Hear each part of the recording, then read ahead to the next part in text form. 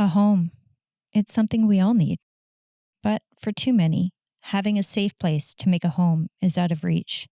The challenges can seem insurmountable.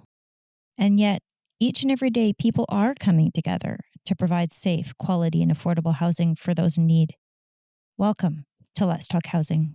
I'm your host, Sara Goldvine. Join us as we listen to and learn from people in British Columbia who are creating strong, inclusive communities where everyone can thrive.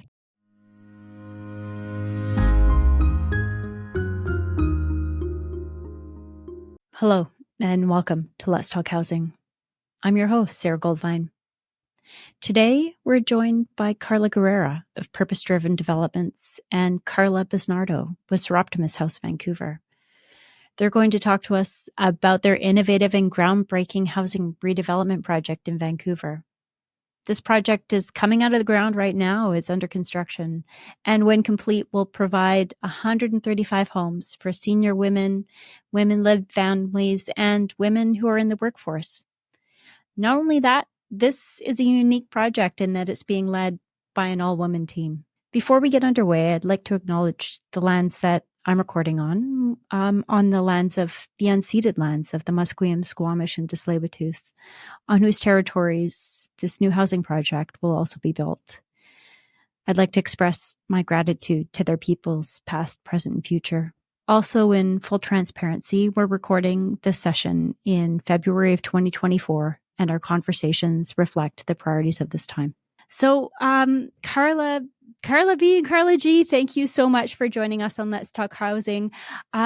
Carla B, can you tell us a little bit more about Soroptimist House Vancouver and what is this project? What makes it so innovative? Wow. Okay. So I belong to Soroptimist International, which is, of course, an international organization, and the Vancouver Club. The women purchased property and were into housing back in the day. And my role is to take that housing forward. So it's been so exciting to take something that was there and make it bigger and better and wonderful and serve more people. It's been a long process for me.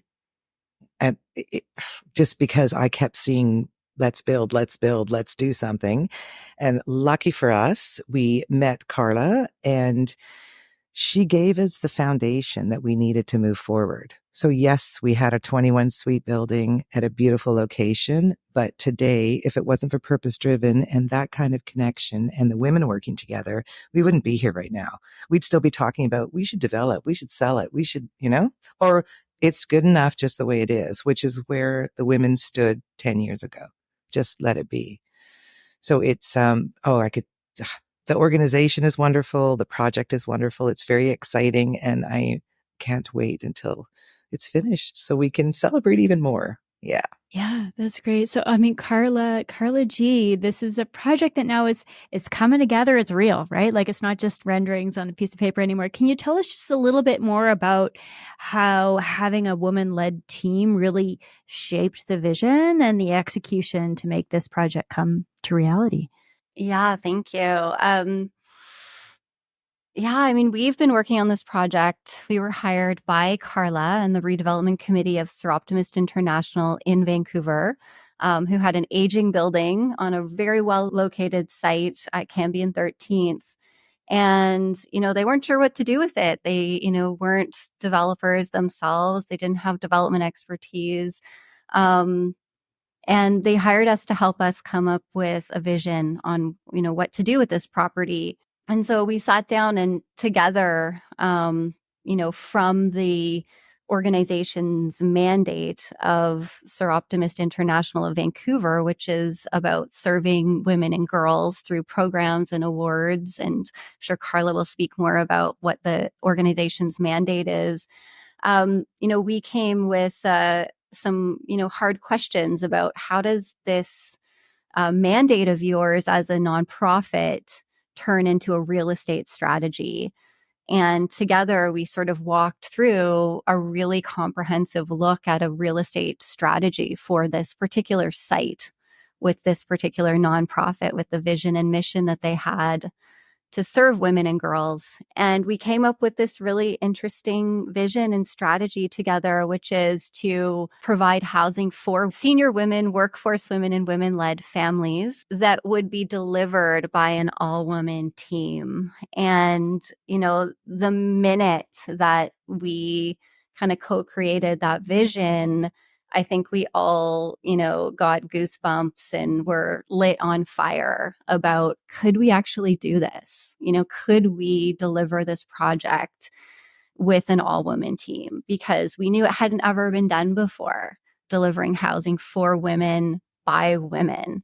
And, pulling that mandate and vision together was bold and ambitious. And, we knew that women were grossly underrepresented in the development and construction sectors. And we know that that's the case across all aspects of design, engineering, development, construction. And so, we had this idea of delivering this project with this all-woman team. And, my company, Purpose Driven, and the Soroptimists, we stood behind that vision and, made it real. And, today, together, we have a project that is, serving 135 women-led families that is in construction, that the Soroptimists will own, for the rest of the building's lifetime, that will change the lives of these women that will live there. And I can say that, this process of delivering this project that my company has led, with all women architects and engineers and land surveyors and, geotechnical engineers, every single person that has touched this project has been not just a woman, but like a leader in her profession and in her company. And this project has changed each of us, working together, working collaboratively. The way we've worked, the way we've driven this project has been, has certainly changed us in the process of delivering it. It's such an exciting project. And like Carla, you mentioned 10 years ago, this conversation wouldn't even been happening. And now not only are we having the conversation, but the project's being built, right? What do you think is particular about housing, and specifically safe and affordable housing as a foundation for women's empowerment? What about that has led your team at Soroptimist to undertake this really significant project? Wow. Well, our mandate is about education. And so we have this great organization, and this is our mandate. We're going to empower women and girls through education. And for us, it was like, well, what's one of the stop points? If you don't have a home or a home you can afford, how do you go to school? How do you do that part of it? So we actually had discussions at the level above us to talk about how the housing is connected to education. If you don't have that home or even the space, if you're doing online, you need to have a place before you can get that education. So we may be able to give someone an award, but what good is the award if they don't have anywhere to live? So we sort of linked those things together. And in Vancouver, specific, not just Vancouver, but for us, it made sense that that is a direct link to the women and girls that we're trying to serve, to help them get the education. And there's one of the ladies that lived at the building who went to school while she was living there and is now a nurse. And she'd said, if I didn't have this place to live, I wouldn't have been able to afford the education I got to become the person I am today as a nurse. So it was nice to see there's a direct link there. And she said it and she lived it, right? So we're just doing it for more people. And I think with the women-led part, I remember that moment when we did that housing for women by women. And it does, even today, give those little goosebumps. The education of women going into the trades. Like there's so many links that we can do because of this project. It's making our club, I would say, stronger because we've got a better focus and how we can directly impact those women. Housing, education will help you get there. Sara, can I jump in on that as well and expand? So the other interesting thing is throughout the delivery of this project together, we've had the Soroptimist and our company leading the project have had a lot of conversations. Like, we've been delivering this project like through COVID, right? And we've seen, the impact and the disproportionate impact that we know, women suffer when it comes to economic inequality and lower wages in service-based work, and the wage gap that exists in every industry and sector that women face. And that when women face those kinds of economic inequalities, when we look at women living in a city that has a housing crisis as severe as Vancouver's housing crisis, we are, starkly aware of the fact that women have a disproportionate impact in their ability to access affordable long-term housing. And so this project is really addressing that issue of, the economic inequality that women face and the disproportionate barriers they face as a result of that in their ability to access housing. And so that is also been very alive in the conversations and all of the decisions and in the rationale for this project at every stage. Yeah, I mean, I think it's often in the housing space, we talk about housing as being an enabler, right? Like, we see the impacts of systems of marginalization and oppression show up in housing insecurity and homelessness. And on the flip side, when it's done well, housing can really help right some of those imbalances.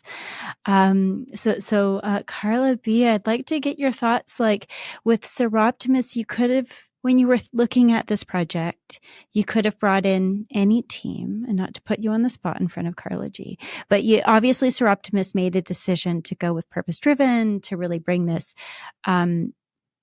gender informed lens, not only to the housing, but to the process and the way that you approached it. Why do you think that was, looking back now, what do you think the impact of that has been for Soroptimist and the women that you serve? Good question.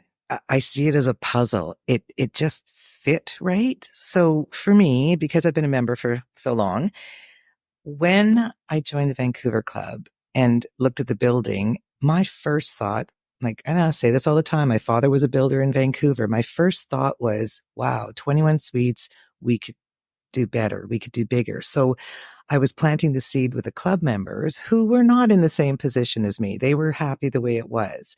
It took a long time to get to the point when we could even think about talking about redeveloping.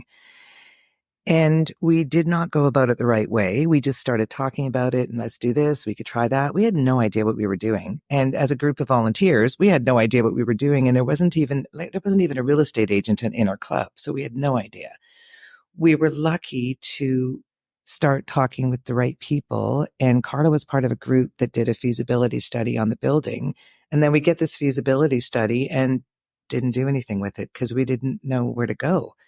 So when Carla came back in and she just asked, well, what do you want to do? Like, just simple questions that, oh, yeah, I guess we need to talk. But that's when we realized we did not have the foundation, a strong foundation to move forward, which became a key. Without that foundation put in place, it was never going to happen.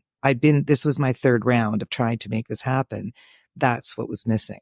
So working with a group of women, or even just having that, just what do you want? Like, I'm talking about what color is a floor? Like, it's a different and comfortable environment where you can just say what you're thinking. There's no judgment. It fit all those pieces of the puzzle. So we got that foundation in place, the link to women. If we're going to be serving women and that's our mandate, why not hire women? Why not look at the bigger picture? And we all kind of went, oh, like Carla said, could we do this? I think we can do this. So that whole, it just felt good and it fit right. And it allowed us to have honest conversations. Yes, we could have sold that building. Absolutely. Run, get rid of it. Let somebody else deal with it. We could have partnered with a different organization that, may have not been a partner. But with Purpose Driven and with Carla and her team, it was a partnership right from the beginning. There was, where do we fit in this together? And Carla can talk about Soroptimist International of Vancouver as well or better than some of the members, because she also sees what we're trying to do. It just, it felt good. It fit right. It made sense. It was a part of the puzzle to empower those women. We say we want to empower women. This is how we can do it in Vancouver. I hope that answered that question, because I could just keep talking about it. Oh, absolutely. And, Carla, you mentioned this briefly earlier, and I'd like to dig into a little bit more, but just, the development sector is not known for having a strong representation of women, that's for sure. So as a leader in that space, what perspective do you think that women leaders can bring in development, in construction, in design, but it's not always well represented at decision-making tables? Thank you. Yeah, good question. I think just to build off what Carla said, we were engaged in this project, when the Soroptimist had gotten a feasibility study that had a bunch of recommendations that, essentially sat on the shelf for them for a while until we came in and started, really workshopping what it is they want to do and looking at, creating a comprehensive vision and real estate strategy to advance this project. And I think, our approach was, we're on this journey with you. We know this isn't your expertise. We're on this journey with you. We're not here to just, give you a report or do some work for you and leave you to make all the hard decisions. We're actually on this journey alongside you. And, I think as a woman-led development company, I started this company. I left private sector in 2016 after many decades delivering development, over $1 billion in development projects, to work with groups like the Soroptimist who own land and want to create good with it and unlock its development potential, but don't have the expertise and need that kind of group or partner to journey alongside them and give them the confidence and build their capacity and unlock the financing and hire the team and lead the team and manage the team and build the project. So that was really the mandate of my company and why we started. But I think the woman perspective on it was as a woman who was often the only woman at the leadership table in the development sector in the companies that I was working with, a client who had a mission that was so aligned to empowering women, and my company kind of wanting to show and showcase leadership of women in the development sector. It was a great alignment. And so we really both, I think, really leaned into that in this project in ways that, together, without being together in this, we may not have otherwise been able to. And so we really just leaned into it. We selected a development team that was all women across all disciplines. And then they all leaned into it because this was such a unique opportunity. And we all knew it had never been done before, right? We all knew that this has never been done in Canada. It's never been done in North America. We're not sure it's been done globally, housing for women by an all-women team. So it just created an interesting space, an interesting opportunity. And, there are many, many ways that that lens and that perspective shows up in the design of the project, in the architecture, in the program. But there are also many ways that it shows up in the leadership of the project and in the outcomes of some of the ways that we led the project. And I think if you spoke with anyone on this project and on this team, everybody would say it's been incredibly collaborative. There has been no ego in this project in the last several years. Ego is checked at the door at every meeting. We're all collaborating, truly collaborating and bringing our best to the table. And, some results of that, Sara, are that this project got rezoned through the city of Vancouver in 7.5 months. And I can say of like the 25 women on this project team across every discipline, like not a single one of us in our entire careers had ever seen that happen before. And I think it's a testament to, how this project was led differently and the level of collaboration that went into all aspects of the project, as one example. And I'm not saying it was perfect. Like there's still been challenges along the way, but there are many things about the qualities that the women on this team brought to this project that led to phenomenal results in the delivery of this project. Yeah, for sure. And for any of our listeners who are not familiar with housing in Vancouver, 7.5 months is like lightning fast. Yeah. So, Carla B, of course, for Optimus, it's international, right? It's right there in the name.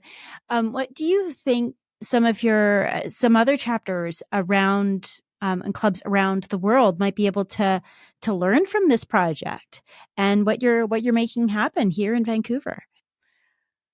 Oh, that's like a double-sided question there. There are clubs that want to purchase land and build because they're seeing what we're doing. There are clubs that I've told, don't do it, just run. It's a fabulous idea, but even like what Carla just said, 7.5 months, I'm pulling my hair out going, it's taking so long, having no idea that that's, okay, we're learning a lot.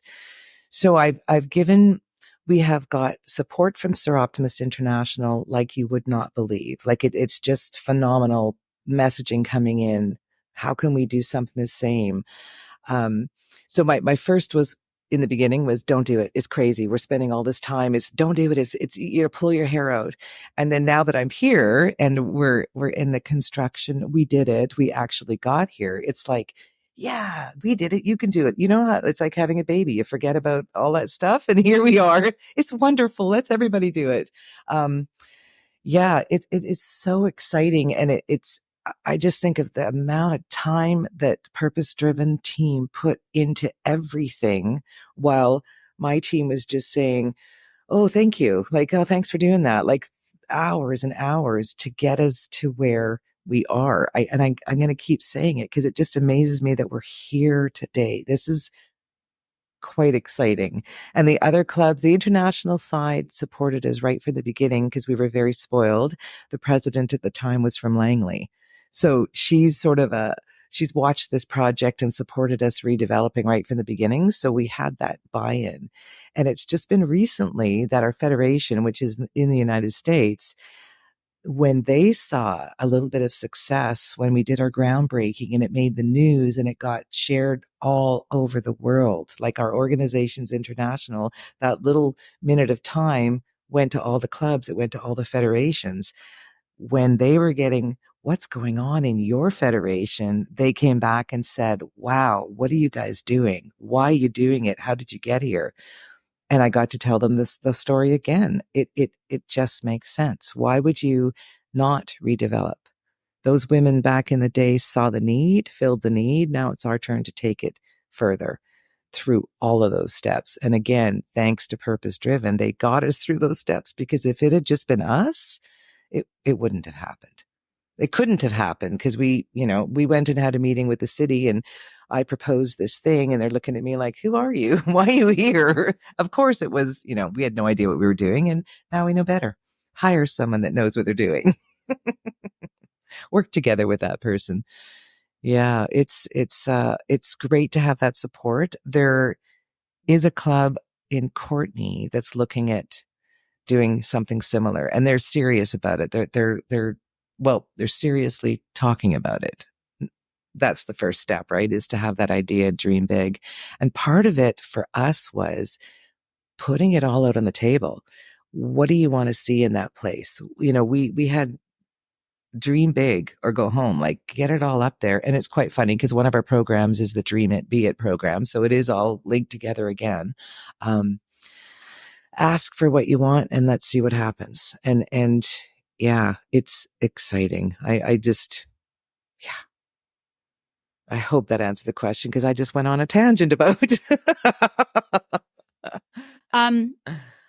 So Carla G, we've got this building coming out of the ground. It's being led by a women only team. How is that impacting the actual physical space in terms of the building and the programming that ultimately Soroptimist will be able to deliver in that space? Mm-hmm.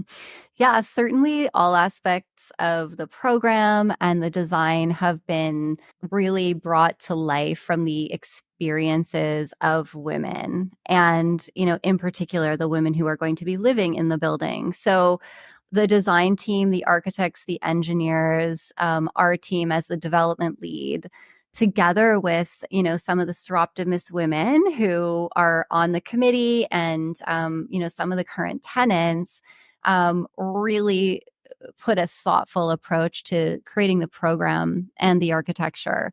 So, like, for instance, we know that for the senior women who will live in the building, we know across our city, seniors face an epidemic of social isolation, especially seniors living on their own.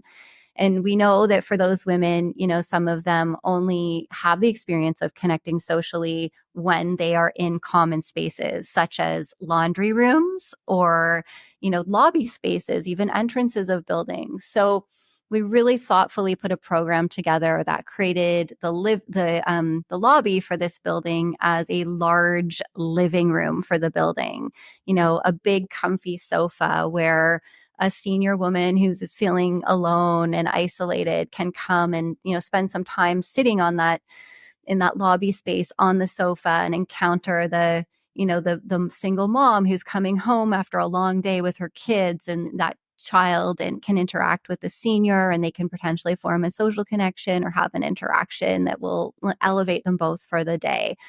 We also designed similarly the laundry room to be a larger area where those social connections can happen. And the laundry room goes directly to the outdoor space in the back of the building where, again, it's just designing spaces to create, that community and that thoughtful interaction opportunities that can happen throughout the building. So those are some of the ways. And then you certainly will see in the architecture of the building that it has been designed as, beautiful and soft and organic and curvy and, feminine in all aspects of the material choices and the angles and, the balconies form like a ribbon wrapping around the building. So all of these things are very much, from the experience of women, meant to reflect women and the way women live and the values that many women hold.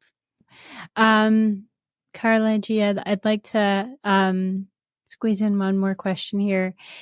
The building's rising from the ground, right? It's rising from the ground. And for folks who aren't familiar with Vancouver, like West 13th and Cambie, it's a pretty busy neighborhood. I can imagine that today, maybe there's like a young girl walking down the sidewalk, watching this building come out of the ground. If you were there today, and I know you're not because you're on the mic with us, but if you were on the site today and you saw a young girl, what would you tell her your hope is for her and her generation when you look forward a few years and know that this building will be there for them? What do you hope for in terms of this type of housing and the role of women in the development sector and the construction sector in advancing this type of housing?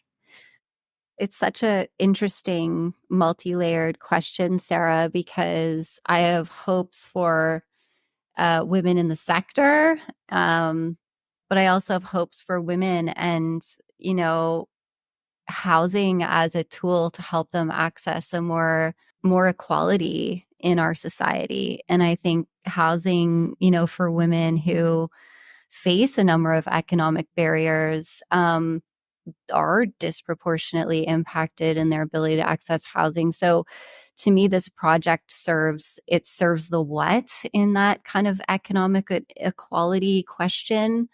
but it also serves the how and how we delivered it and breaking through the barriers, that women face. And I would like more projects like this. I would like to see more projects that are focused on, housing for women, recognizing the barriers that they face. And, this project I think is also unique in that it's multi-generational. It's creating a community of housing for women, with the seniors and the single moms and workforce women. Like, all aspects of this project have been designed to foster community and social interaction, and every decision on the program and design has been made to create a community of intergenerational women that will support each other. So my hope is to see more of that. My hope is also that, women will rise in their leadership in the development sector, that we'll see more women, unlike my experience over the last several decades of being the only woman in the boardroom, or the only woman at the decision-making table. I hope that we see a lot more equality in those boardrooms, both at the board level and at the executive leadership level, whether it's in a development company or an engineering firm or an architecture firm. And, especially on the construction side, which is, sort of the last to come along. I hope to see, women will go and be and do, where they see themselves represented. And until, women are more represented in those rooms and at those tables, we're not going to see change. And so my hope is that this project inspires more models like this that will foster ripple effects of change for women across these disciplines and across the sector. Yeah, that's so the building's coming out of the ground. And if we look ahead, it's going to be opening probably in 2026. That's what we're anticipating right now. And so, Carla B, I'd like to just end with you, because that's going to be about 100-year, it'll be opening in time for the 100-year anniversary, hopefully. Can you tell us just a little bit more about what that will mean for the club to be opening this building 100 years on? The timing, it did end up working out perfectly. So, oh yeah, we planned it that way, of course. It'll be a time of not just recognizing our 100th anniversary. We were the first club chartered in Vancouver. The timing is perfect that building will be there the year that we turn 100. And it's also a great way to recognize the women that made it happen. Not our team. Well, yes, we can recognize our team, but the women back in the day that saw the need, purchased land when they were not able to hold a mortgage. I've read the minutes. They found innovative ways to acquire housing for women. So we're going to do the same thing, but we'll be able to recognize their vision, how they just did it. They fundraised for that building. They raised the money. And then they did it again. And when it came time to build, the housing prices or the construction prices were so high. And they said, we're not fundraising anymore. So they sold that piece of property to another not-for-profit organization for $1 so that they could build the housing. And it did happen as well. So recognizing those women for their vision and honoring them for having I could think of many words, but I guess the guts to just do it. They just made it happen. They saw the need. Okay, typical women. There's the need. Let's make it happen. Who cares about the stuff that's in the middle? Just do it. And they did. So now we can honor them by doing something bigger and better. The building itself will house those women and their families. It will also be able to be a spot where we can provide some education. So we can use the boardrooms. We've even made the laundry room more social, so that you can be a community in your home. It's just all our puzzle pieces are amazing because they're all linked together to celebrate our 100th anniversary and the women that made this happen before us. What a wonderful celebration. Well, thank you both for joining us on the Let's Talk Housing podcast today. Really, really excited to see this project come to fruition. Let's talk again soon. To learn more about BC Housing, including how to apply for subsidized housing in British Columbia, visit bchousing.org. You can also find us on Facebook, Instagram, LinkedIn, and X. If you enjoyed this episode, give us a rating. This will help others find Let's Talk Housing and join the conversation. You can subscribe to Let's Talk Housing on Apple, Spotify, or wherever you listen to your podcasts.